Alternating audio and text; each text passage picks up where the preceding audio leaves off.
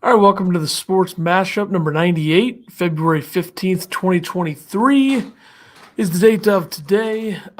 Starting the NBA trade deadline last week. The Phoenix Suns, who I root for, did a thing that I did not expect them to do at this moment. Like, I think if you would have told me, I think I said last week, I didn't think Durant would be traded uh, this week or last week, like during the season. I thought that it would probably happen in the summer. I was wrong. Very thankful to be wrong. The Suns But trade. but one of the guys you didn't want to go left in the. Yeah, that's But I true. also did say I'm like, you put CP3, KD, and Booker, and Aiton's been playing well his game last night, which I have a picture of. I'll get to after you get to the trade. Yeah, the Suns traded Mikal Bridges, Jay Crowder, Cam Johnson, 4 first-round picks in 23, 25, 27, 29, and a pick swap in 2028. And the Suns received Kevin Durant and TJ Warren. The return of Tony Buckets to Phoenix is the big headline here. But no, Kevin Durant, I think the Suns were hesitant to trade Mikal Bridges, but once they decided that they wanted to include him, the Nets then said, "Well, we also want Jay Crowder as well," because they wanted to get the Jay Crowder trade and get the assets, Well, which because they did to he, Milwaukee. yeah, So so he went to Milwaukee after this, right? Like they bought yeah, him out or whatever. they traded Crowder to Milwaukee for 5 seconds. I didn't know he hadn't played all year. Yeah, I think pretty much what happened was the Suns told him, well, Monty Williams told him Cam Johnson's going to be starting, and then Jay Crowder didn't like that, wanted a new deal, whole big thing. I'm glad that that's over with for the Suns. And as much as I love Mikal Bridges and Cam Johnson and what they did for the Suns, and their impact on the franchise and in the locker room, if you have a chance to trade for Kevin Durant, I think you have to do it. I mean, he was averaging 30 a game before he got hurt in January, and he's going to be back next week. So And then the Nets got what, 5 players in out of trades? Well, 4. Get rid of Jay Crowder. They got 4 plus the 5 picks here, and then do they get picks they got a in the? 29, they got a 2027 or 29 first and a second in the Kyrie deal. I think 29 was the first. Yeah, so they got 2 picks in that deal. So they got 6 or 7 picks and 4 players.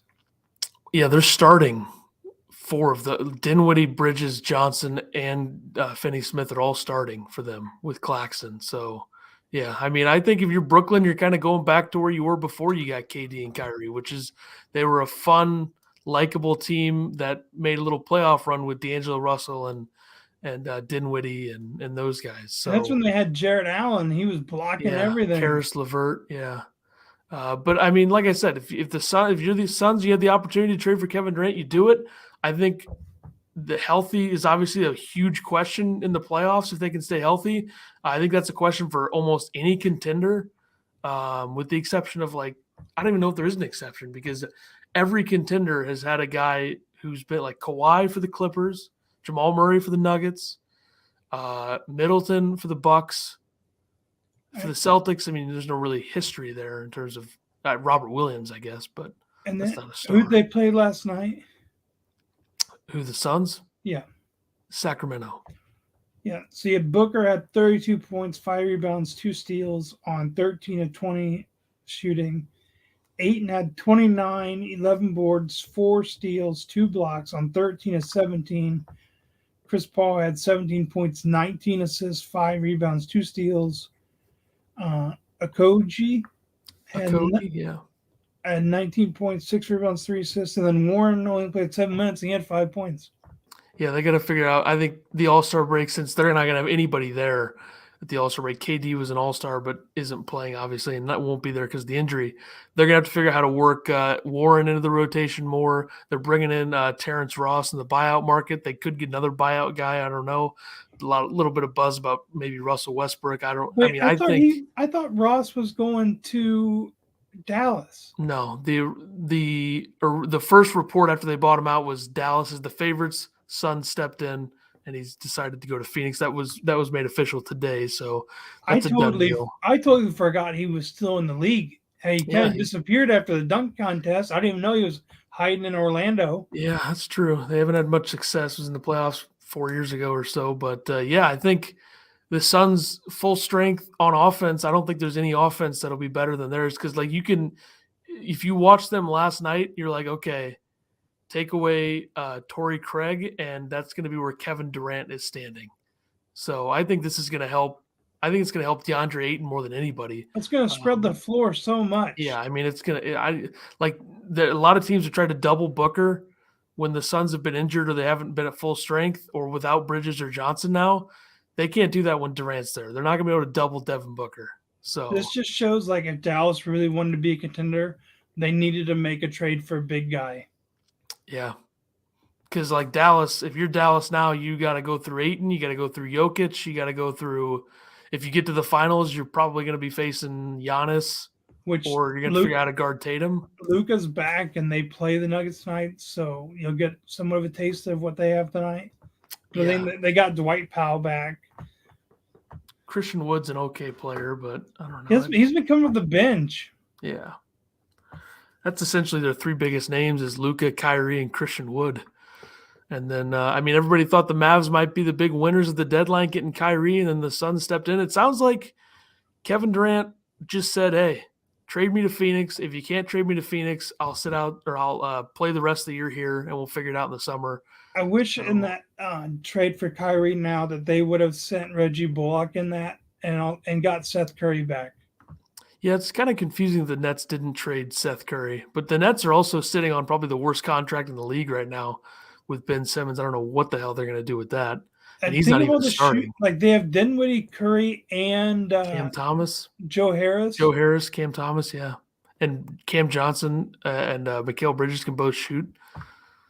So, yeah, big deal there. They can spread the floor all they want there and let Claxton just try getting boards. Yeah. You also had a big deal on Wednesday night last week, a 3-team deal between the Lakers, Jazz, and Timberwolves. The Lakers get D'Angelo Russell back after a few years of playing elsewhere. Malik Beasley and Jared Vanderbilt coming from Utah. They were in the Rudy Gobert trade to Utah from Minnesota, but now they go to the Lakers. The Jazz get Russell Westbrook. He's likely to be bought out. They also get Juan Toscano Anderson, Damian Jones, and a lightly protected 2027 first from the Lakers. And the Timberwolves get Mike Conley, Nickeil Alexander-Walker, and picks.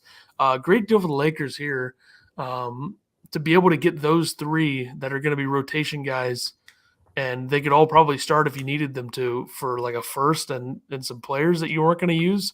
Pretty good deal there. I don't mind that for the Timberwolves either. They get a veteran guard and Mike Conley, who's kind of underrated in the league.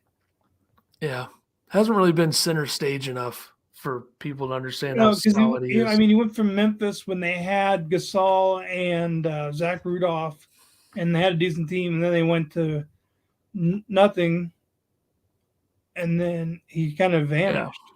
Yeah. So, the Lakers, I don't really think they're a real threat in the West.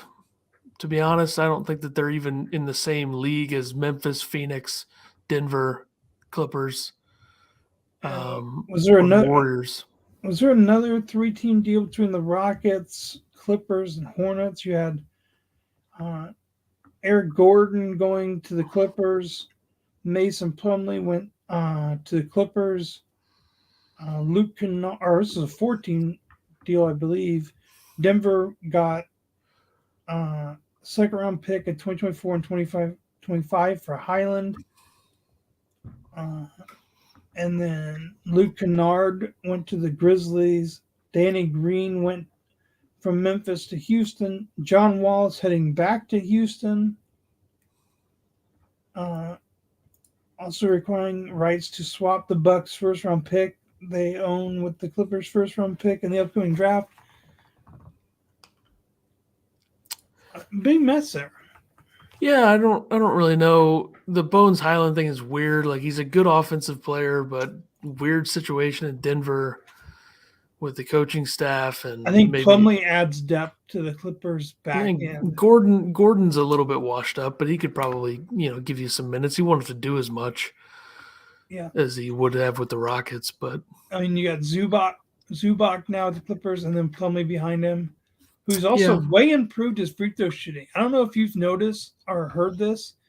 This year, all of a sudden, he started shooting free throws left-handed because his free throw percentage kept going down, and now he's shooting like 74, 75% shooting free throws left-handed. Huh. It's kind of weird. They need a deal between the Portland and the Knicks. The Knicks received Josh Hart. The Trailblazers received Cam Reddish. Ryan Arcidiacono. Is that the dude from Villanova? Yeah. And then Svi McCulloch, I don't know, one of those two. And a protected 2023 first. I think it's lottery protected, so this is a good deal for the Knicks. They weren't using Cam Reddish. They weren't using the other two. I mean, I think this is a good deal for Portland, too. I still think the Knicks come out pretty victorious. Well, I think Hart's contract was big, so I mean, Portland getting that off of there and kind of getting three, like, I think some are at least two of these guys might be on their rookie contract. Cam Reddish, I think's not. Yeah, Cam Reddish just wasn't playing for the Knicks, so he'll get a better opportunity in Portland. But I still think Josh Hart is significantly better than anybody in this deal. It's weird that they got him, though, after getting Brunson and all the other guards they have. Yeah, you got a lot of Villanova players flocking back to the East Coast with Mikal Bridges going to the Nets and Brunson being in New York, and then Hart now there. Of course, Arcidiacono going elsewhere to the complete opposite end, but plenty of Villanova players moving around in the league. And the Raptors and Spurs made a trade. The Raptors got center Jacob Podol. I think he went to Utah. I don't know. That sounds right. And the Spurs get Kim Birch, a protected 2024 first, and 2 future second-round picks. Yeah, he went to Utah. I think this is a good deal for the Raptors. Rim Protector had a really good game last night for the Raptors. And the Raptors are a team that's interesting. A lot of buzz about them possibly trading at least one of Fred VanVleet or OG Anunoby or Pascal Siakam. They didn't do so. Seeing if they can make a little bit of a push, maybe get out of the play-in zone and get like a top 6 seed in the East. It's a good team. I don't mind this for the Spurs either. Like they're loading up on picks. They're going to need some young talent. You have to hit on a second-round pick too at some point, I would think. They've got plenty of them. So, and then a big 4-team trade between the Warriors, Portland. So Portland made 2 trades. Atlanta and Detroit. Portland receives Kevin Knox. Atlanta gets Sadiq Bey, James Wiseman to Detroit, Gary Payton back to the Warriors, which is Portland might get in trouble for that because of his physical. They didn't put that out there before the trade happened about his issue. And the Warriors also sent 5 second-round picks throughout this deal. Yeah, once again, Portland, I don't really understand what they're doing. Like, Kevin Knox is not a guy. No, he's a guy who shouldn't have been a one-and-done out of Kentucky. They're surrounding Lillard with trash. I mean, let's just be honest. Like, there's other than Jeremy Grant's contract is too big. He's good player, but I mean, that's a lot of money. Simons is a really good player. They have no chance to win anything right now, and the puzzling moves, I don't understand it. I mean, I don't know when I said this, was it before season or when, that I wouldn't be surprised if Lillard gets traded at some point or says he wants out. Might never happen at this point. It's been quite a while of saying that. I just don't know if it'll ever happen. Yeah, Gary Payton back to the Warriors. Probably won't play until the playoffs, which is a concern. The Warriors defensively are atrocious. Curry's been hurt. They're just not – I know we're not supposed to count them out because they've won 4 and all this, but I don't think they have a chance to come out of the West this year. And then Kyrie shined in his first game of the Mavs against Clippers, 24 points, 5 assists, 4 rebounds, 1 block. And then his first game with Luka, they both had good games. And then we saw the other end of the spectrum, though, the issues possibly in the final seconds against Minnesota down 3. They just kept passing it back and forth to each other. So you I think shoot it. No, you shoot it. No, you shoot it. And then they got stolen. I think there's maybe going to be a ball dominant issue there. I feel like you've done that before.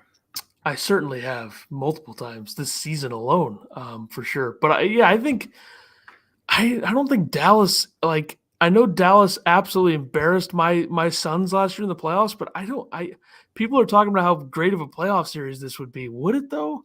I feel like the Suns are healthy, they would kill them. I mean, if before the KD trade, then yeah, I'd be concerned. Yeah. But Dallas just doesn't have the size unless they're just depending on their outside shooting, which they did in the playoffs against them last year. Remember, the Suns had a 2-0 series lead against Dallas, and it looked like it wasn't going to be close. And then I believe there was a little bit of COVID going through the Suns a little bit, and then Booker was injured in the New Orleans series, so he was playing injured anyway. This time around, Kleber's been hurt for Dallas. He's going to be back like shortly after the All-Star break. Finney-Smith and Dinwiddie were hitting huge shots against the Suns in the playoffs last year.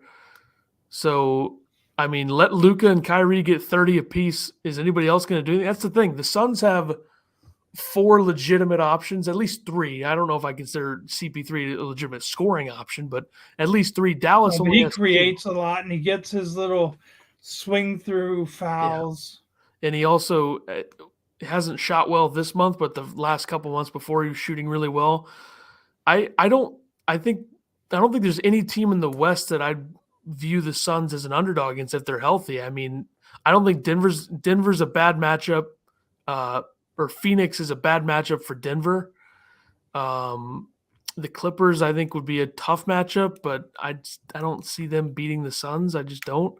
And I may sound cocky right now. I know that health, like I said, health is a big thing here, but I just and then who's the other trade? It was right after the Lakers won. Pat Beverly didn't even know he was traded. He was on his podcast, and Roan told him that he got traded to Orlando for Mo Bamba. Yeah, and Beverly will be a buyout guy, I assume. I think he actually already is on the market, so he'll be headed to a playoff contender, I assume. But yeah, we'll see. I mean, I think the West is still open just because there's injury concerns with the best teams, but the East, I think, is kind of a 2-horse race. Maybe a third team jumps in, but I think it's still Milwaukee, Boston, who went to overtime last night without Tatum and Brown playing for Boston. So, yeah, I think it'll be interesting to see. But a huge deadline. I mean, the Super Bowl week gets overtaken for a couple days with the NBA trade deadline. Yeah. On to the stat leaders through last night. Points per game was Luka, 33.4. Team points per game is the Kings at 119.5. Let's see. Rebound leader, Giannis, 12.3. The Bucks as a team, 49.2, leading in that as well. Assists per game, Harden jumps up out of nowhere to 10.8. And assists per game is the Warriors for the team at 29.9. Blocks is Nick Claxton of the Nets, 2.6, and that's also leading the team category, 6.5. They're both dropping in there. So I wonder, like, missing KD and the size they got rid of, but I mean, now getting Bridges and everybody, maybe they'll get back up. Yeah. Steals per game is OG Anunoby of the Raptors at 2.1, and they also lead at team steals per game at 9.3. Field goal percentage, Nick Claxton of the Nets at 72.4. The team field goal percentage is led by the Nuggets at 51.1. Threes made is still Buddy Hield at 224. Team threes made is the Warriors at 963. 3-point percentage leader is Isaiah Joe of the Thunder at 45.4. Team 3-point percentage is the Nuggets at 39.3. And team free throw percentage is now the Heat at 83%. And All-Star Weekend is this weekend, February 17th through the 19th in Salt Lake City. Could be. I just really want to watch Saturday. I don't even. Do we even know who's in the dunk contest and the 3-point Yeah, contest? the dunk contest lineup is horrific. It's Mac McClung from the G League, I think. He's Trey Murphy. Who are the other two? Kenyon Martin Jr. of the Rockets and Jericho Sims of the Knicks. So Gideon Martin should win that. He's got hops like his dad. Sure, but I mean the lineup just sucks now, and the skills challenge is ruined, so that'll suck.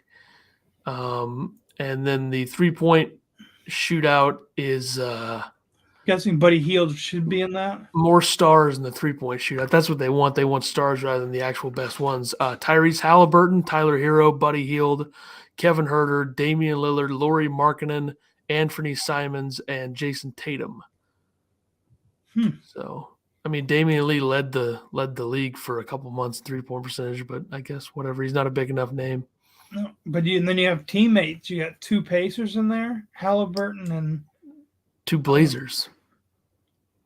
Well, you got Halliburton and Buddy Hield. Yep, Both 2 Blazers Pacers. as well. Yeah. So two terrible teams get a total of 4 players in the 3-point contest. That's funny. All right. Super Bowl matchup Sunday.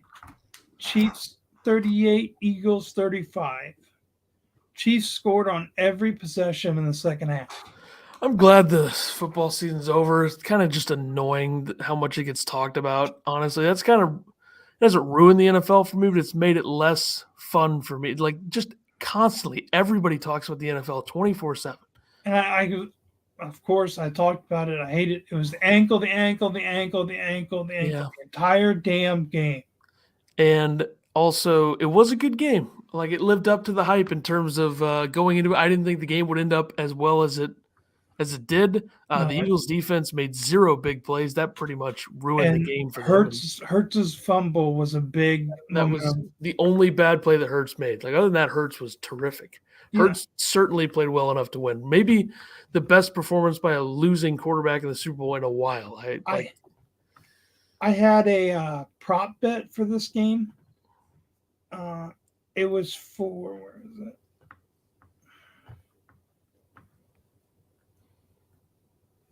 it? By the way, the Super Bowl MVP was Patrick Mahomes, and the NFL MVP is Patrick Mahomes. First to win both those since Kurt Warner in 1999. So Mahomes, 2 MVPs, 2 Super Bowls, kind of a very small group of quarterbacks to ever do that. I believe it's him, Brady, Montana, Manning, all have multiple Super Bowls and multiple MVPs. So I had Pacheco to get 55 rushing yards, Mahomes to get 20 rushing yards, Hurts to get 35, Miles Sanders to get 55. The first 3 got it. Sanders, they started the game with Gainwell.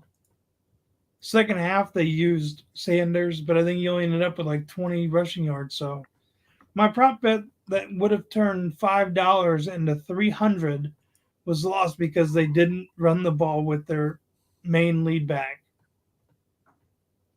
Damn shame.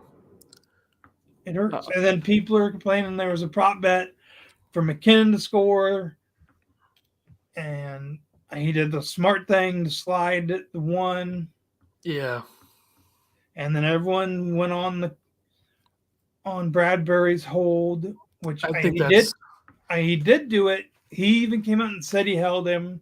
But the problem that I have with it is it's not – I don't think that that's a blatant enough play to end the game that way.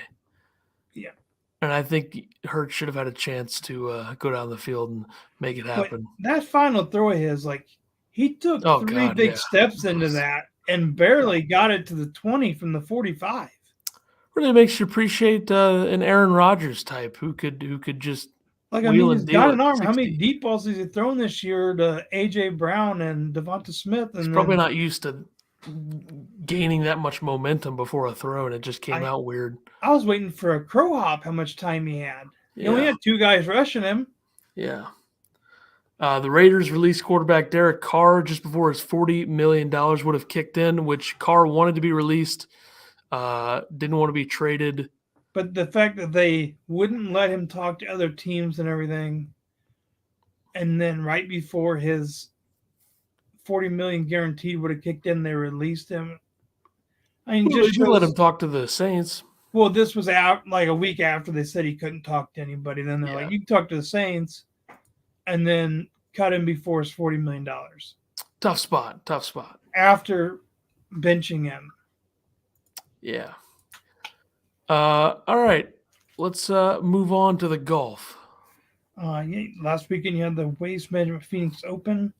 Winner was Scotty Scheffler, repeat champ. Shot 19 under, won $3.6 million. These $20 million purses around these are really ramping it up. Thank you to live is what Scheffler should be saying. And then this weekend you have the Genesis Invitational defending champion Joaquin Niemann at Riviera Country Club in Pacific Palisades, California. Won't be seeing a repeat champ this week because the Neiman fella is a live guy now. Yeah, I saw Pereira also left to go to live. Yeah, Pereira, whose lasting legacy in front of the golf world, because God knows nobody's going to watch live. Nobody gives a flying shit about live. It sucks. Nobody cares. His lasting legacy in front of people that pay attention to golf is his tee shot on 18 to blow the PGA last year at Southern Hills, which if you watch the new Netflix series Full Swing, the golf docu-series where they followed a bunch of golfers last year, you get a pretty in-depth look at Justin Thomas's comeback at the PGA last year to win, and you get a little flashback to Pereira's tee shot into the water on 18. If you could pick two guys that you would want back from the live just to be able to watch. Easy. Cam Smith, easy. Now, the second one's a little bit harder because I don't really want to go with an older guy, but I still think that I would go with Dustin Johnson. I had Cam Smith as well, but I was going with Bubba Watson. Yeah, I mean, just like the guy, he make swings that you wouldn't think of, like his driver, eagle, and just like the flair he had. Like he was sitting courtside at the Suns game last night. You know what I mean? Just like the flair he brought to the game. I mean, if you want entertainment, you could say Bryson. I mean, that would be, Yeah, but he just could murder the ball. Yeah. Well, he did win a U.S. Open, but I mean, like the hooks and cuts and everything that Bubba would do with the ball, how he'd shape the ball. And then Cam Smith was a young stud. Yeah, Cam Smith, that was the one that really hurt them the most out of any of them. And Tiger's back. Yeah, I love Riviera. I say it every time, bring it up. It's one of my favorite tournaments, one of my favorite courses that they play at every year. They just redid it for the U.S. Open, so total new layout. Yeah, it'll be a good tournament this week. Tiger was spotted last weekend, just checking out, wasn't playing it, just checking it out, and then played 16 today in the Pro-Am. Yeah, we'll see. Question is, can he make it through? If he makes the cut, can he make it through 72 holes in 4 days? Big question, and they're kind of opting to go with maybe the three biggest names in the tour in a group this week with Rory and Tiger and JT. I don't know if JT is a bigger name than, say, Spieth. Those all TaylorMade guys too. Is JT a TaylorMade guy? I think JT's a Titleist guy. Titleist has a good standing on tour. I wasn't saying that. I knew Rory and Tiger had done the commercials and stuff. Yeah, TaylorMade's got those two. They got Morikawa. They got sure a couple others that I can't think of. But then you have the Titleist side of things where they got Spieth and JT and Scheffler, and then you have the Callaway side, Rahm. Yeah. So it'd be an interesting tournament for sure. A lot of people playing. Also, Max Homa, Titleist guy. Max Homa, 2021 winner of this tournament. So don't be surprised if he gets done again, folks. College hoops. Yeah, new top 25. Alabama moves up 2 to number 1. Houston stays put at 2. Purdue down 2 to 3. I don't know how they only dropped 2 after losing Northwestern and Indiana. UCLA up 3-4. Kansas up 4-5. Texas drops 1-6. Virginia up 1-7. Arizona drops 4-8. Baylor up 5-9. Tennessee drops 4-10. Marquette down 1-11. Kansas State stays put at 12. Gonzaga up 3-13. Indiana up 4-14. Miami up 4-15. Xavier drops 3-16. St. Mary's drops 2-17. Creighton up 5-18. Iowa State down 8-19. UConn up 1-20. San Diego State up 4-21. TCU drops 5-22. NC State drops 1-23, and they just lost to Syracuse last night, so they'll be out. Providence down 4-25, and Florida Atlantic back in the top 25 at 25. There you go. And can you admit, like the ACC did, that they blew the review call on the foul at the end of the Duke-Virginia game? Yeah. I don't think there's any doubt. I don't know how you could say that wasn't before the light went on. It's a bad one. That's a bad one. And the fact that Filipowski didn't score that entire game. Yeah. Bounce back last night, though, right? They won that game, right? Against a crap Notre Dame Terrible team. Notre Dame team, yeah.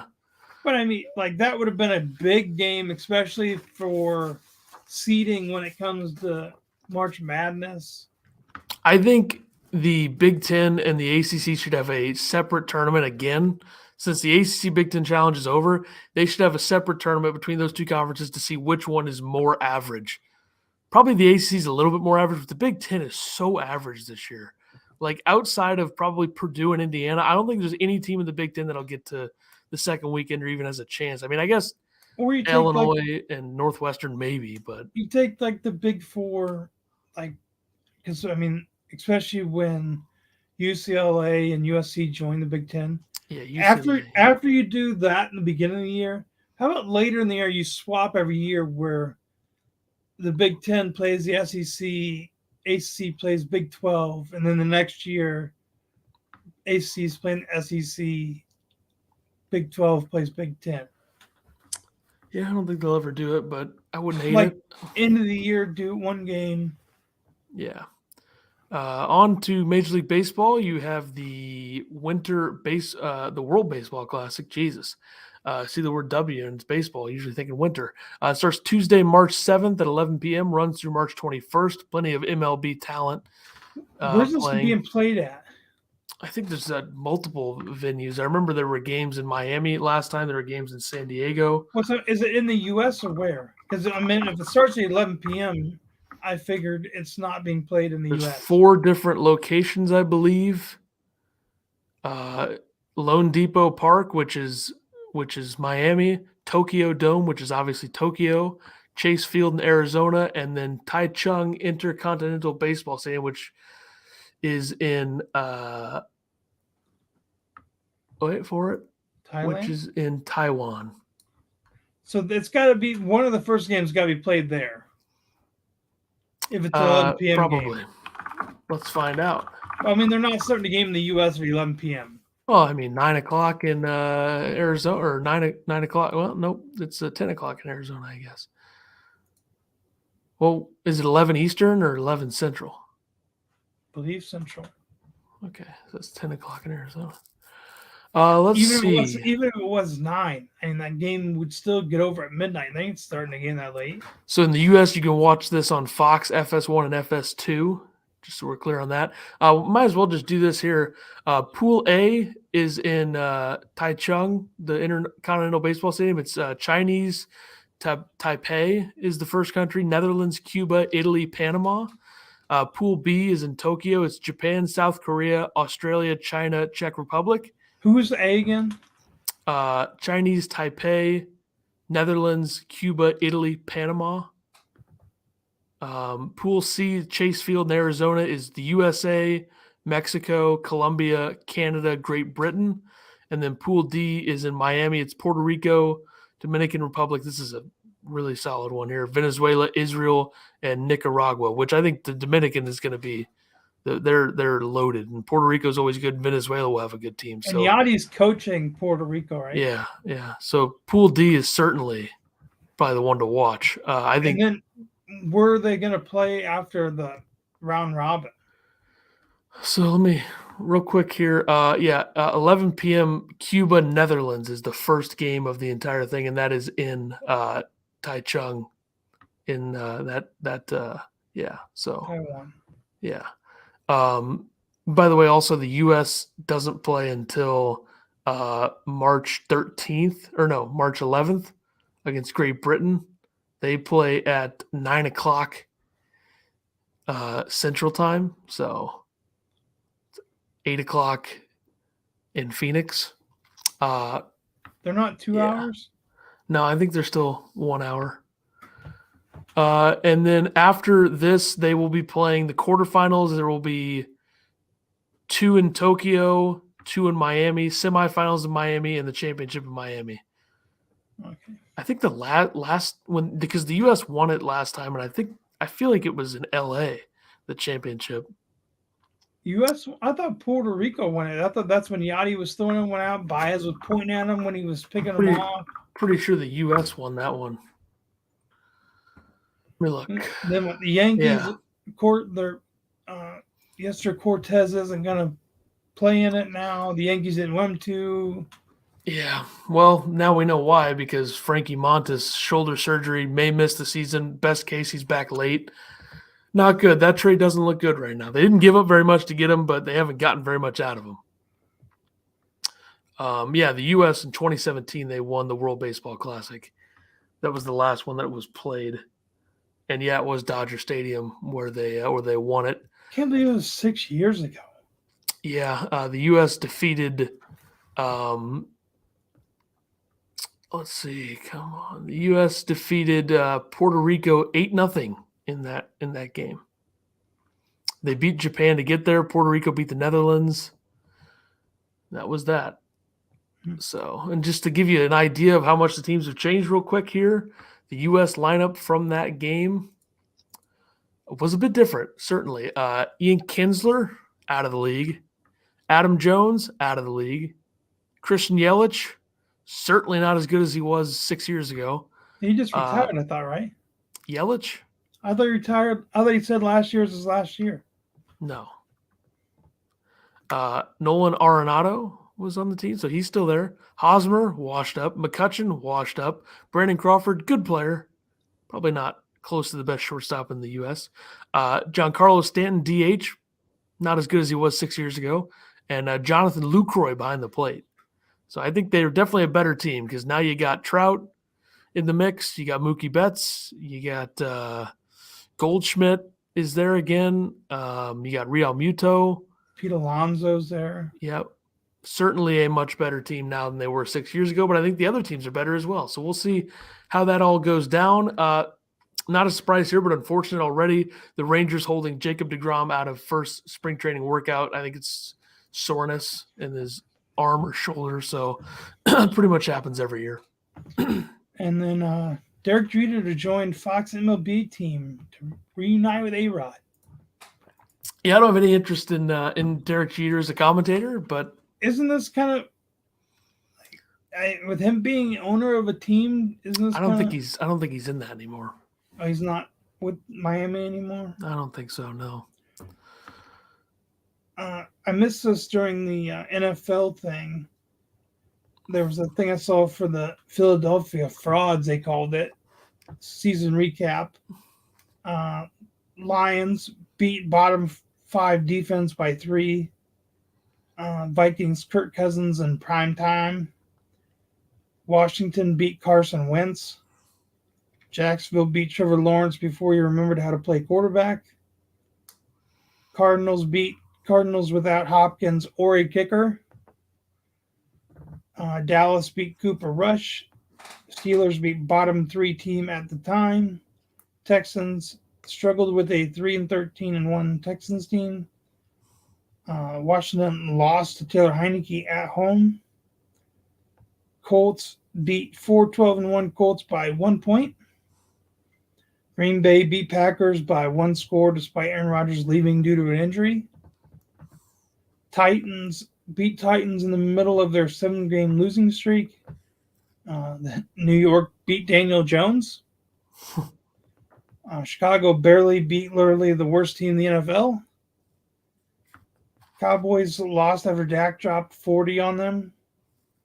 Saints lost to Andy Dalton by double digits at home. Giants beat the Giants practice squad by 1 score. Giants beat Daniel Jones after he used up all his power in the wild card.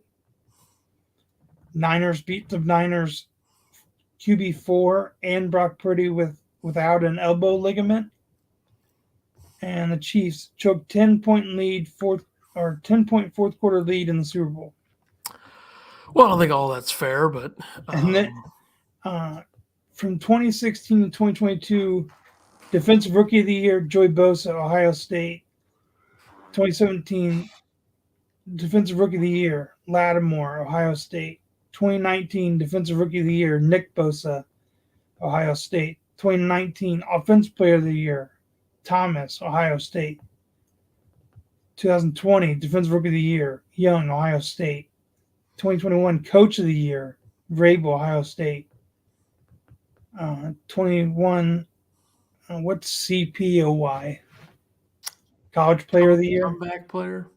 Well, they put Burrow, Ohio State, but I think they're just trying to get Ohio State. And then 2022 Offensive Rookie of the Year, Wilson, Ohio State. 2022 Defensive Player of the Year, Nick Bosa, Ohio State. Pretty good. Win a national championship, then come back to me. Haven't won in 9 years. Nice try. But yeah, the Eagles thing, that's a little unfair. I think, obviously Gardner Minshew was playing in a couple of those games. Yeah. Yeah, so. Especially, the Saints one was horrible, though. I bet you played that whole game, but. Yeah, it was a bad one. No doubt. On to the NHL. The Blues traded Vladimir Tarasenko and Nico Mikkola to the New York Rangers for Sammy Blais, defenseman prospect Hunter Skinner, 2023 first, and a 2024 fourth. That fourth will become a third if the Rangers make the playoffs, which is very likely. So I guess the end of an era in St. Louis. The jersey behind me, another one bites the dust, had Matt Carpenter. What you did call this last week. Yep, let Matt Carpenter go. Dexter Fowler traded, had him up there. Rogers is right there. He's probably going to get traded or retire or maybe come back. I don't know, but he's got to get out of his black hole first. That is true. I'm okay with this trade, though. I think it was always going to happen this year. He just wasn't going to come back. He's a rental.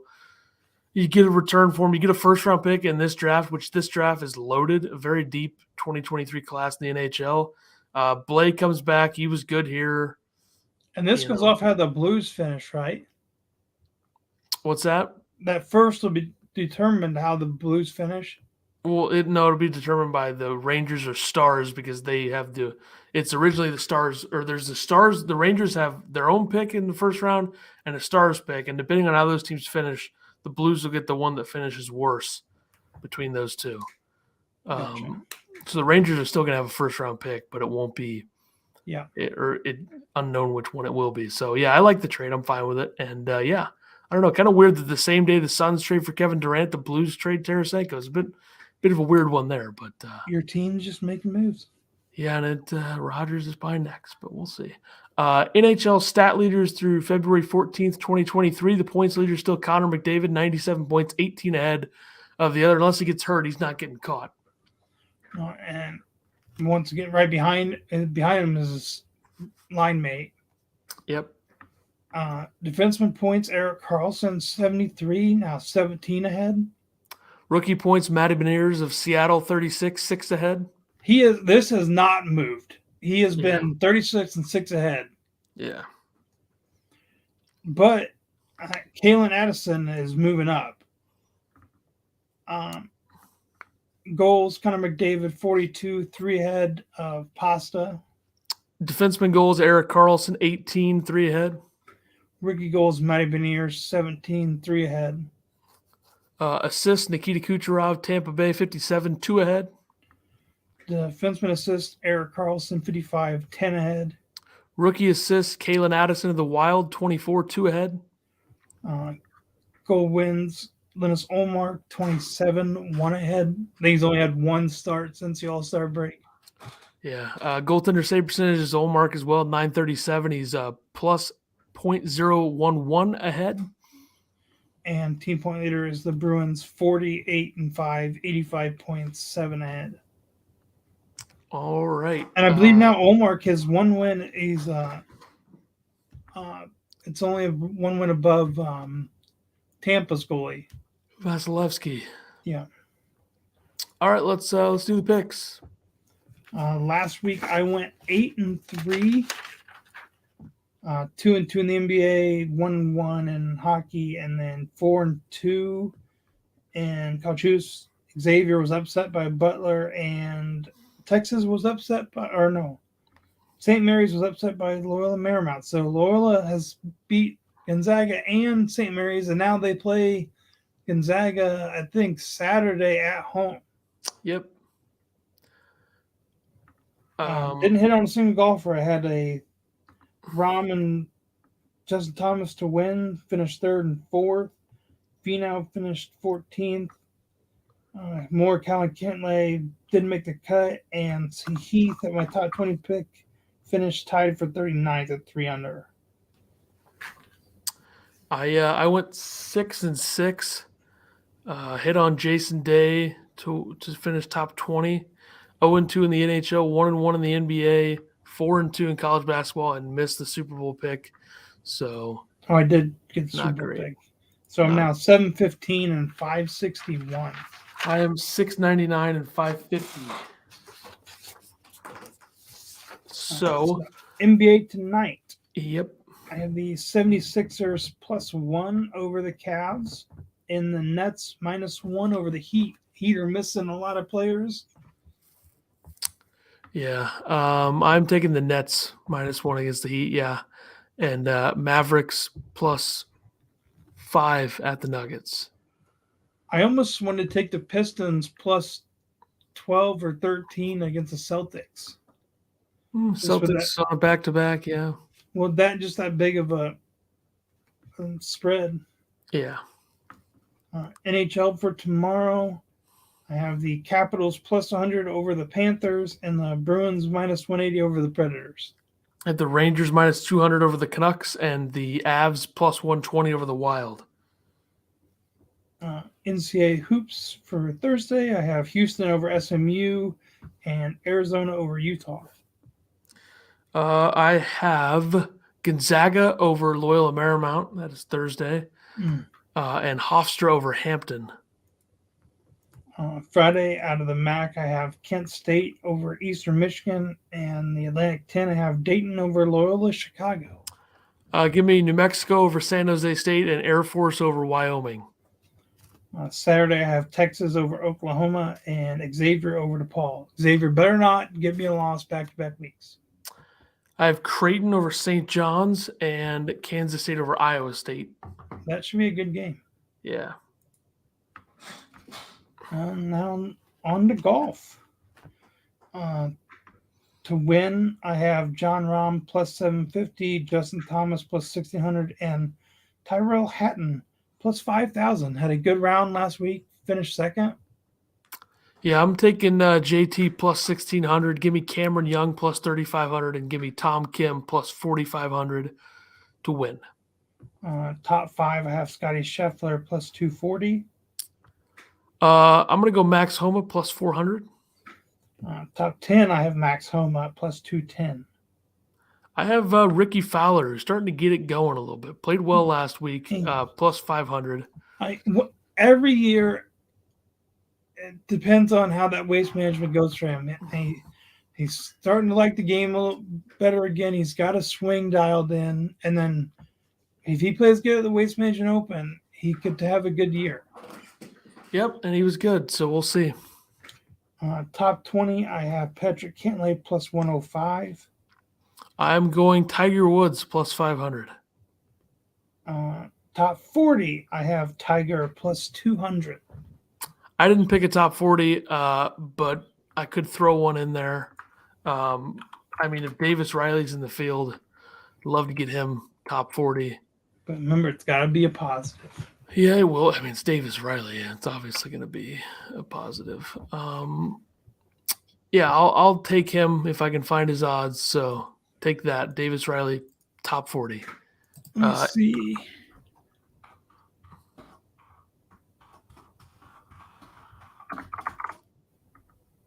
He's probably like plus 220 or something.